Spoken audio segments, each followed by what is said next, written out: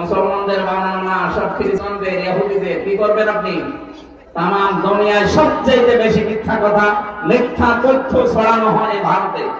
এই জন্য আপনারা থামবেন। প্রতিবেশীকে বারবার বলছি, যেহেতু নবীজি প্রতিবেশীর ব্যাপারে খুব গুরুত্ব দিয়েছে।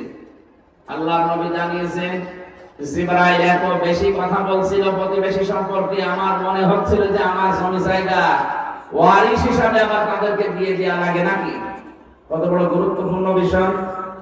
সেই হিসাবে আপনাদের যেহেতু আমরা পাল্টাতে পারবো না, সতর্ক করছি, আপনারা সতর্ক হন, নয়তো আল্লাহর গজব নাযিল হবে আল্লাহর ঘরগুলো ভাঙার কারণে।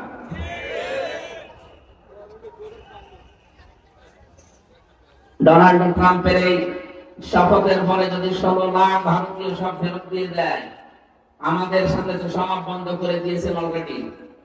এখন আপনার পেঁয়াজ আর আলু বসতেছে বর্ডারের বিভিন্ন জায়গায়।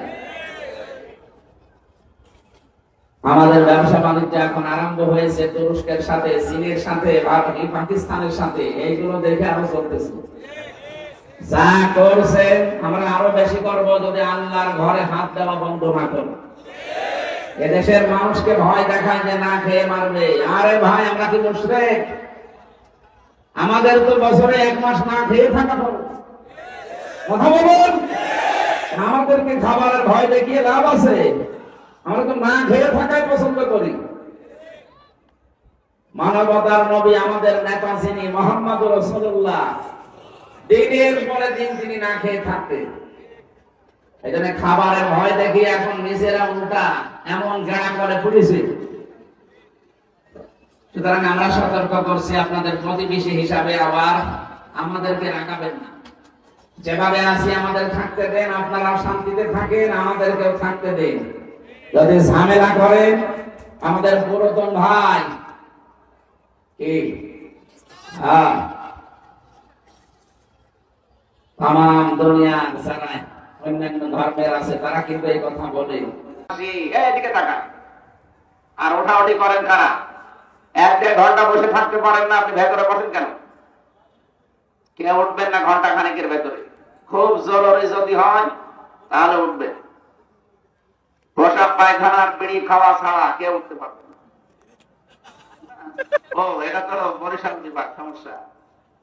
চট্টগ্রামে ঠিক আছে, ওই ইমাম সাহেব বিড়ি খায়। আমি নিজে দেখেছি ইমাম সাহেব বিড়ি খেয়ে। আল্লাহ কি গো, এটা বরিশাল আর খুলনা বিভাগ একটু সমস্যা। বিড়ির বিরুদ্ধে অত বলাও ঠিক না, কারণ আমি তো আকিস গ্রুপে আছি। আমার খাবার তারপরে ওনারা ছেড়ে দিয়েছে, খাবার তৈরি করছে এখন আকিস গ্রুপ, বিড়ি বিক্রি করে দিয়েছে অলরেডি।